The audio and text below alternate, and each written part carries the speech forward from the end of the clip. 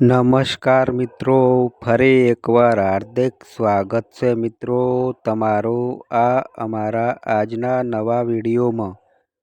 મિત્રો, જે સ્ત્રીઓ નાહ્યા વિના ભોજન બનાવે છે તે કાન ખોલીને સાંભળી લેજો। મિત્રો, પૂજ્ય ગુરુદેવે આજે પોતાની કથામાં જણાવ્યું કે જે મહિલાઓ નાહ્યા વિના રસોડામાં જાય છે અને ભોજન બનાવવા લાગે છે તો આવા ભોજનને દેવી દેવતાઓ ક્યારેય સ્વીકાર કરતા નથી। એટલે કે પછી ભલે તમે દરરોજ ભગવાન શિવને ભોગ લગાવતા હોવ કે પછી લાડુ ગોપાલકજીને ભોગ લગાવતા હોવ કે ભગવાન શ્રી વિષ્ણુને ભોગ લગાવતા હોવ, તમે કોઈ પણ દેવી દેવતાઓને ભોગ લગાવતા હોવ તો તે ભોજન ભગવાન ક્યારેય સ્વીકારતા નથી। હવે મિત્રો, અહીં સીધી વાત છે, જો આ ભોજન ભગવાન સ્વીકાર નથી કરી રહ્યા તો પછી આ ભોજનને પ્રેત આત્માઓ સ્વીકાર કરે છે। એટલે કે જે ખરાબ શક્તિઓ હોય છે, નકારાત્મક શક્તિઓ હોય છે, તે આ ભોજનને ગ્રહણ કરે છે। અને જ્યારે પણ તમારા દ્વારા બનાવેલું ભોજન જો ભગવાન સ્વીકાર નથી કરતા અને પ્રેત આત્માઓ સ્વીકાર કરે છે તો પછી તમારા ઘરમાં સતત રોગની સ્થિતિ ઉત્પન્ન થતી રહે છે। મિત્રો, હંમેશા ઝઘડાઓ થતા રહે છે, ઘરમાં સતત ધન ધ્યાનની સમસ્યાઓ બની રહે છે, તમારા જીવનમાં દેવાની સમસ્યાઓ દિવસે ને દિવસે વધતી જ રહે છે। તો જો તમે પણ ઈચ્છો છો કે આ બધી સમસ્યાઓ તમારા જીવનમાંથી દૂર થઈ જાય તો ગુરુદેવે ભોજન બનાવતી વખતે કેટલાક નિયમોનું પાલન કરવાનું કહ્યું છે। જો તમે પણ આ નિયમોનું પાલન કરશો તો માની લો કે તમારા જીવનમાં થોડા જ દિવસોમાં ખૂબ જ ચમત્કારી બદલાવ જોવા મળશે। મિત્રો, કેટલાક લોકો એવા હોય છે કે તેઓ ભોજન કરવા બેસે છે તો કેટલાક ભોજન તેમના નીચે જમીન પર પડતું જાય છે અને તે ભોજન તેઓ ગ્રહણ કરે છે। એટલે કે ભોજન તો તમે ગ્રહણ કરી રહ્યા છો પરંતુ વધુ માત્રામાં જૂઠું પણ નીચે પડી રહ્યા છો। તો આ જે નીચે પડેલું જૂઠું ભોજન છે અને જે નાહ્યા વિના બનાવેલું ભોજન છે, આ બંનેને જ પ્રેત આત્માઓ એટલે કે ખરાબ શક્તિઓ આ ભોજનને ગ્રહણ કરે છે। હવે સીધી વાત છે કે જ્યારે પ્રેત આત્માઓ આ ભોજનને ગ્રહણ કરી રહી છે તો ક્યાંક ને ક્યાંક તમારા ઘરમાં નકારાત્મક શક્તિઓ ઉત્પન્ન થઈને જ રહે છે અને તમારા ઘરમાં જે બનતા કામ છે તે બધા બગડી અને શરૂ થઈ જાય છે। તો સૌથી પહેલાં વાત, જે વ્યક્તિ જૂઠું ખાવાનું ભોજન કરતી વખતે નીચે પાડે છે તો આવા ભોજનને પ્રેત આત્માઓ ખરાબ શક્તિઓ ગ્રહણ કરે છે। તો આગળથી જૂઠું ભોજન ક્યારેય થાળીમાંથી નીચે ના પાડો, નહીં તો તમારા જીવનમાં હંમેશા ગરીબીની સ્થિતિ બની રહેશે। મિત્રો, જે પ્રકારે ખામીઓ હોય છે તે હંમેશા ગંદકીમાં જ રહે છે, ગંદકીમાં જ તેમને સારું લાગે છે। તો જ્યારે ગંદકી હશે ત્યાં ખામીઓ હશે। તે જ પ્રકારે જ્યાં નાહ્યા વિના ખાવાનું બને છે, જૂઠું ભોજન નીચે પાડવામાં આવે છે, પલંગ પર બેસીને ભોજન કરવામાં આવે છે, તમે તમારા તૂટેલા વાસણોમાં જ ભોજન કરી રહ્યા છો, તૂટેલા ગ્લાસમાં જ પાણી પી રહ્યા છો, સાંજે લોટ બાંધીને મૂકી દીધો અને તે રોટલી તમે સવારે બનાવી રહ્યા છો, જૂઠા વાસણ રાતભર પડ્યા રહે છે, તેને તમે સવારે ઉઠીને ધોઈ રહ્યા છો, તો આવા ઘરમાં હંમેશા નકારાત્મક ઉર્જાનો તમારી આ બધી આદતોથી આકર્ષિત થાય છે અને જે ઘરમાં નકારાત્મક ઉર્જા પ્રવેશ કરી જાય છે તે ઘરમાં ક્યારેક ને ક્યારેક ગરીબી અને દરિદ્રતા પ્રવેશ કરી જાય છે અને જ્યારે દરિદ્રતા તમારા ઘરમાં પ્રવેશ કરી જાય છે, તો માની લો કે તમારા જીવનમાં અંધકારની સ્થિતિ ઉત્પન્ન થવા લાગે છે. હવે જુઓ મિત્રો, તેનું એક કારણ છે.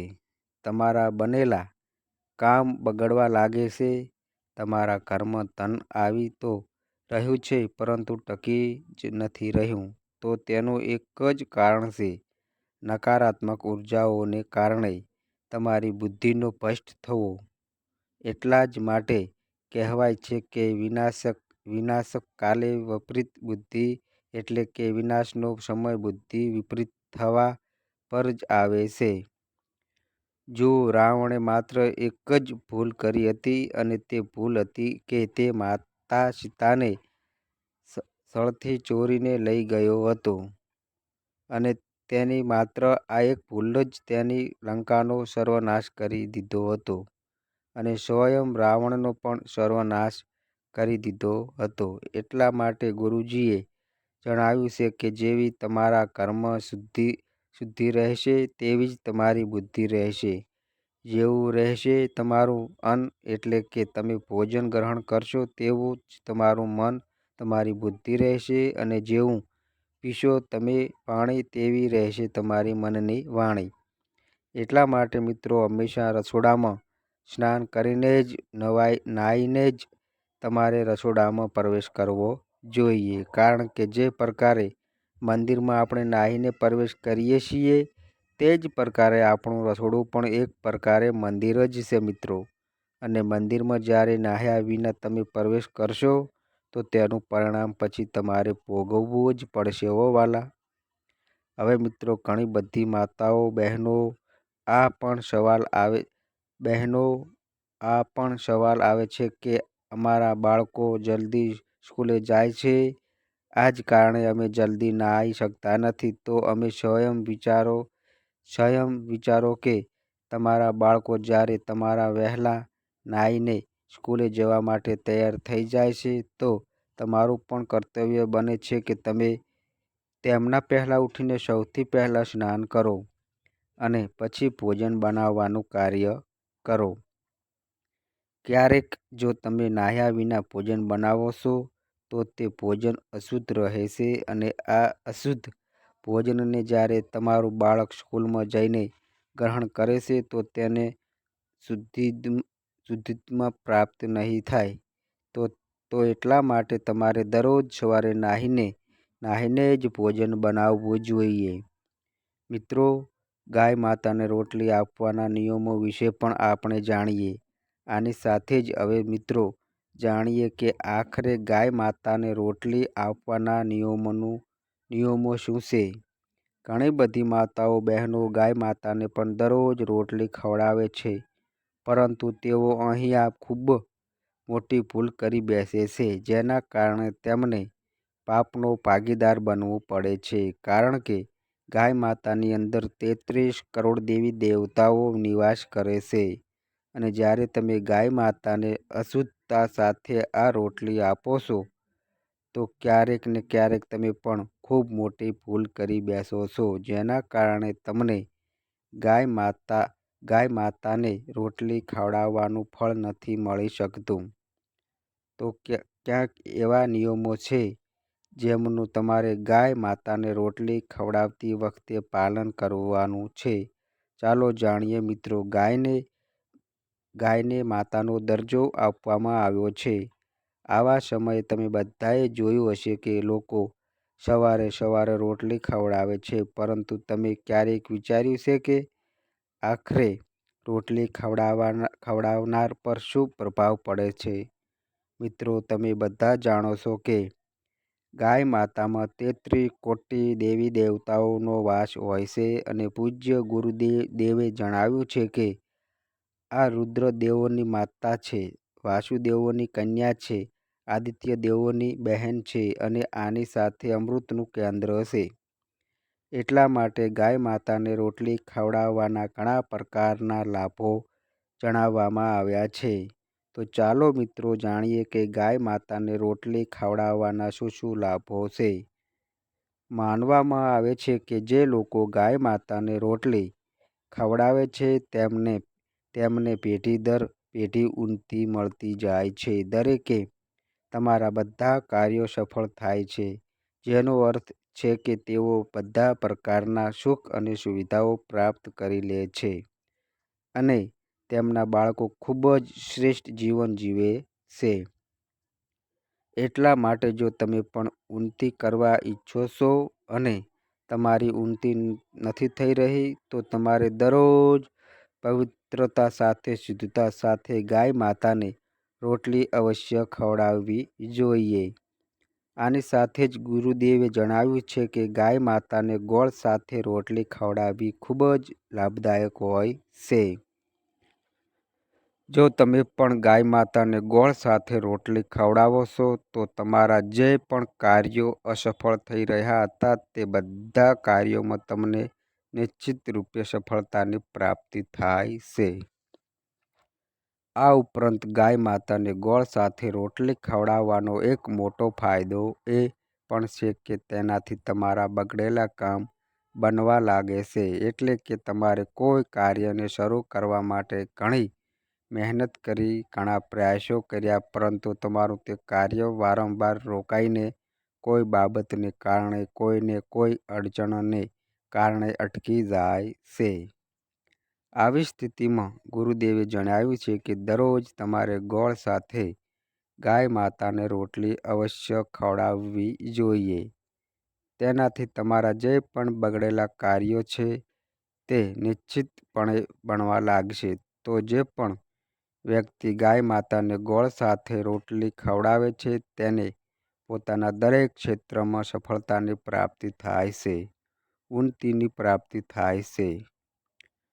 તો જો તમારી પણ વર્ષો જૂની ઈચ્છાઓ છે, મનોકામનાઓ છે, જે હજુ સુધી પૂર્ણ નથી થઈ, તો તમારે ગાય માતાની સેવા કરવાનું શરૂ કરી દેવું જોઈએ. મિત્રો, તમારું આજની ભાગદોડ ભરી જિંદગીમાં લોકો પાસે એટલો સમય નથી રહેતો કે તેઓ ગાય માતાને ચારો નાખે, તેને સ્નાન કરાવે. તો મિત્રો, તમારે આટલું જ કાર્ય કરવાનું છે કે ગાય માતાને પોતાના ઘરેથી દરરોજ એક રોટલી અવશ્ય આપવી જોઈએ. અવશ્ય આપવી છે.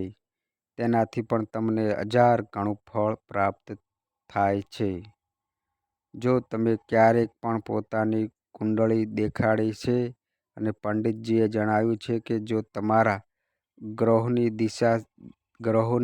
દિશા છે તમારા અનુકૂળ નથી, ગ્રહોના દુષ્પરિણામ તમારી કુંડળીમાં જણાવવામાં આવ્યા છે, ત્યારે પણ તમારે ગાય માતાને દરરોજ રોટલી આપવાનું શરૂ કરી દેવું જોઈએ. તેનાથી પણ તમારા ગ્રહ તમારા અનુકૂળ થાય છે અને તમારા બધા બગડેલા કામ સફળ થાય છે. આની સાથે જ મિત્રો, જે લોકો માનસિક રીતે પરેશાન રહે છે, તેમનું મન બિલકુલ પણ શાંત નથી રહેતું, તો આવા લોકોને પણ દરરોજ ગાય માતાને રોટલી અવશ્ય ખવડાવવી જોઈએ. કારણ કે તે તમારા અંદરથી નકારાત્મક ઉર્જાને સમાપ્ત કરે છે અને આની સાથે સકારાત્મક ઉર્જાને વધારવાનું કાર્ય કરે છે. તો જો તમે પણ પોતાના જીવનની ચિંતાઓને સમાપ્ત કરવા ઈચ્છો છો, પોતાના મનની અશાંતિને સમાપ્ત કરવા ઈચ્છો છો, તો તમારે દરરોજ ગાય માતાને પોતાના ઘરેથી એક રોટલી અવશ્ય ખવડાવવી જોઈએ. આની સાથે જે લોકો ગરીબ છે, તેમને પોતાના વેપારમાં કોઈ પણ પ્રકારે સફળતા પ્રાપ્ત નથી થઈ રહી, વેપારમાં વારંવાર નુકસાન થઈ રહ્યું છે, તો આવા લોકોને પણ દરરોજ ગાય માતા માટે એક રોટલીનું દાન અવશ્ય કરવું જોઈએ. જો તમારા ઘરેથી દરરોજ ગાય માતાને એક રોટલી આપવામાં આવે છે, તો તેનાથી તમારા ધનમાં વૃદ્ધિ થાય છે અને ગરીબીનો તમારા જીવનમાંથી સમાપ્ત થાય છે. તેના પ્રભાવને વધારવા માટે દરેક ગુરુવારે ગાય માતાને ગોળ કે હળદર લગાવીને રોટલી ખવડાવવાથી તમને તમારા વેપારમાં તરક્કી મળશે અને તમારા જે પણ બગડતા કામ છે તે બધા પણ બનવા લાગશે. આની સાથે જ જો તમને લાગે છે કે તમારા ઘરમાં પિતૃદોષ ઉત્પન્ન થવા લાગ્યો છે, પિતૃદોષને કારણે તમારા લગ્નમાં તમને સમસ્યાઓ આવી રહી છે, ધનની પ્રાપ્તિ નથી થઈ રહી, ઘર રોગોની સ્થિતિ બની રહી છે, વેપારમાં વારંવાર નુકસાન થઈ રહ્યું છે અને નોકરી માટે પ્રયાસ કરી રહ્યા છો પરંતુ તેમાં વારંવાર તમને અસફળતાની પ્રાપ્તિ થઈ રહી છે, તો તેનું એક જ કારણ છે પિતૃદોષ. તો પિતૃદોષને દૂર કરવા માટે પણ તમારે દરરોજ ગાય માતાને રોટલી જરૂર ખવડાવવી જોઈએ. તો મિત્રો, તમારે ક્યારેય પણ નાહ્યા વિના ભોજન બનાવવું ન જોઈએ અને નાહ્યા વિના રોટલી બનાવીને ગાય માતાને પણ ખવડાવવી ન જોઈએ. તેનાથી પણ તમને પાપના ભાગીદાર બની શકો છો. તો જો તમને આ જાણકારી સારી લાગી હોય તો વિડીયોને લાઈક કરો, શેર કરો અને આ અમારી ચેનલ પર મિત્રો નવા આવ્યા હોય તો મિત્રો ચેનલને સબસ્ક્રાઈબ કરો. તો બસ મિત્રો, આજે આટલું. ફરી મળીએ એક નવા વિડીયો સાથે. ત્યાં સુધી બધાય મિત્રોને હર હર મહાદેવ.